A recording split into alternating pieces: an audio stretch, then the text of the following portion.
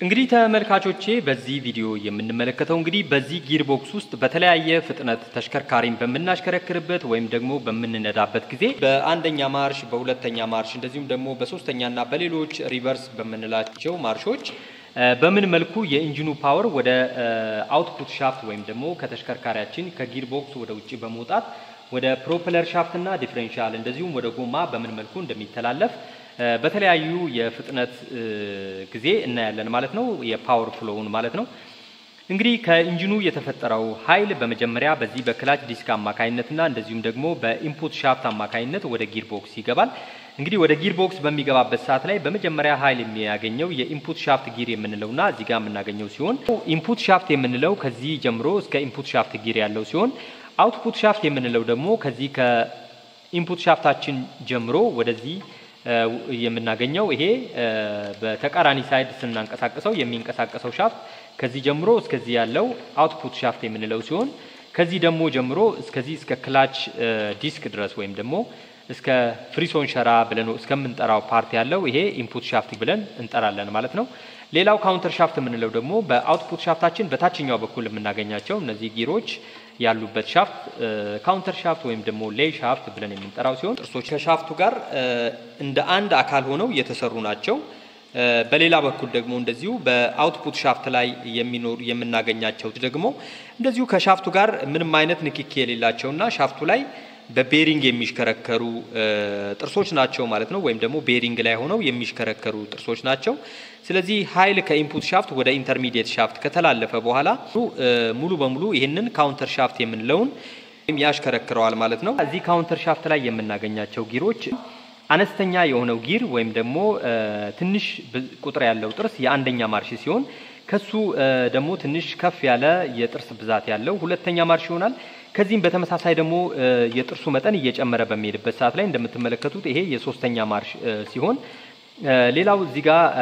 የአራተኛ ማርሽ የምንለው ዳይሬክት ፍሎ አለ አምስተኛ ማርሽ የምንለው ደግሞ ይሄ የአምስተኛ ማርሽ ጥርስ ይሆናል ማለት ነው እንግዲህ ቀደም ሲል እንዳየነው በኢንጂኑ የተፈጠረው ፓወር መጀመሪያ በኢንፑት ሻፍት ጊር አማካይነት ወደ ኢንተርሚዲየት ጊር በመሄድ ይሄንን ካውንተር ሻፍት እንዲሽከረከር ያደርገዋል ማለት ነው ዜሮ ወይም ደግሞ ኒውትራል በምንልበት ሰዓት ላይ በዜሮ ማርሽ ጊዜ እንደምትመለከቱት ይሄ የአውትፑት ሻፍቱ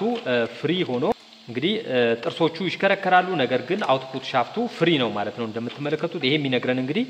በኢንፑት ሻፍትና በዚህ በአውትፑት ሻፍት ምንም አይነት ዳይሬክት ንክኪ አለመኖሩንና የኢንፑት ሻፍታችን እዚህ ጋር የሚያበቃ ሲሆን የአውትፑት ሻፍታችን ደግሞ ከዚህ ጀምሮ ወደዚህ የሚወጣ ይሆናል ማለት ነው ተመልካቾቼ እንግዲህ ሾፌሩ አንደኛ ማርሽ ወይም ደግሞ ፈርስት ጊር ሴሌክት በሚያደርግበት ሰዓት ላይ የማርሽ ዘንጉን በማንቀሳቀስ የአንደኛ ሁለተኛ ሲንክሮናይዘሩን ወደ አንደኛ ማርሽ ጥርስ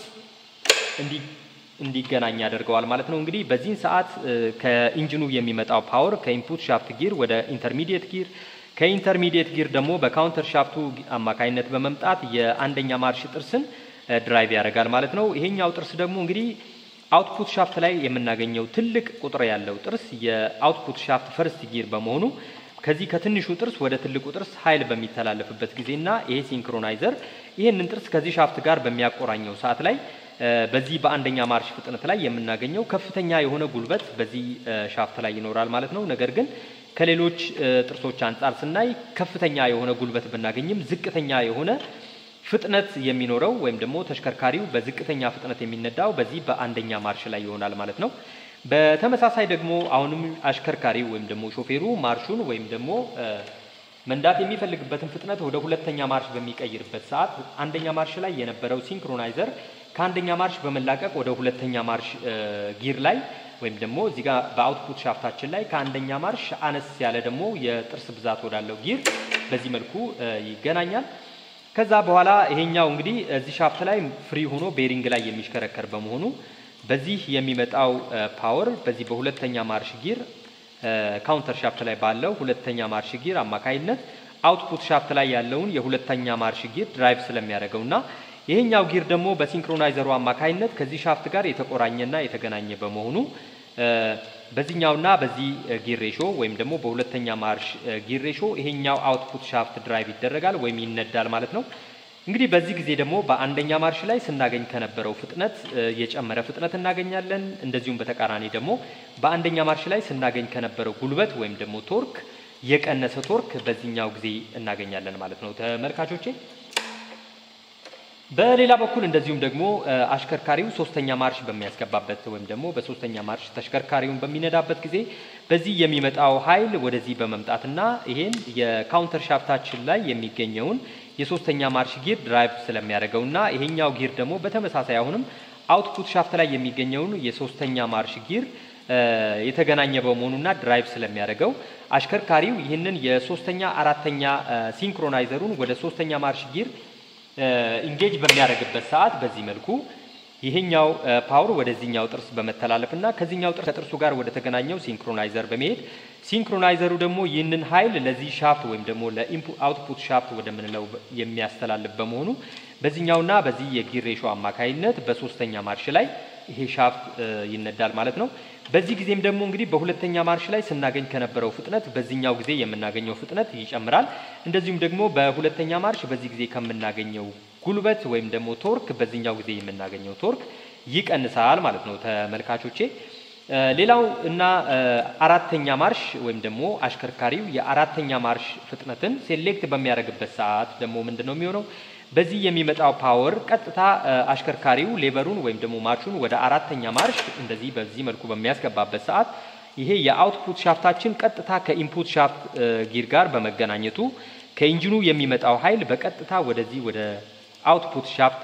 የሚተላለፍ ይሆናል። ምክንያቱም የሶስተኛ አራተኛ ማርሽ ሲንክሮናይዘሩ እዚህ ጋር የአውትፑት ሻፍቱንና ይሄን ኢንፑት ሻፍቱን አንድ ላይ የሚያቆራኘው በመሆኑ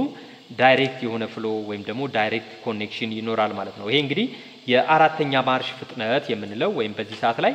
በሶስተኛ ማርሽ ላይ ስናገኝ ከነበረው ፍጥነት የጨመረ ፍጥነት የምናገኝ ሲሆን በሶስተኛ ማርሽ ላይ ስናገኝ ከነበረው ቶርክ ወይም ጉልበት የቀነሰ ጉልበት እናገኛለን ማለት ነው ተመልካቾቼ። እንግዲህ በአምስተኛ ማርሽ ጊዜ ደግሞ በዚህ በኢንፑት ሻፍት ጊር ወደ ካውንተር ሻፍት የመጣው ኃይል በዚህኛው ጊር አማካይነት ማለትም በካውንተር ሻፍት ላይ የምናገኘው የአምስተኛ ማርሽ ጊር እንደምትመለከቱት በዛ ያለ ቁጥር ባለው የአምስተኛ ማርሽ ጊር አማካይነት አውትፑት ሻፍት ላይ ወደምናገኘው አነስተኛ ቁጥር ወዳለው የአምስተኛ ማርሽ ጥርስ በመተላለፍና ይሄኛውን ጥርስ ደግሞ አሽከርካሪው አምስተኛ ማርሽን ሴሌክት በሚያደርግበት ሰዓት የአምስተኛ ማርሽ ሲንክሮናይዘሩን ከዚህ ከአምስተኛ ማርሽ ጊር ወይም አውትፑት ሻፍት ላይ የምናገኘው አምስተኛ ማርሽ ጊር ጋር በማቆላለፉ በዚህ የመጣው ኃይል በጥርሱ አማካይነትና እንደዚሁ በሲንክሮናይዘሩ አማካይነት ከዚህ አውትፑት ሻፍት ጋር የሚገናኝ በመሆኑ በዚህኛውና በዚህ የጊር ሬሾ አማካይነት ይሄ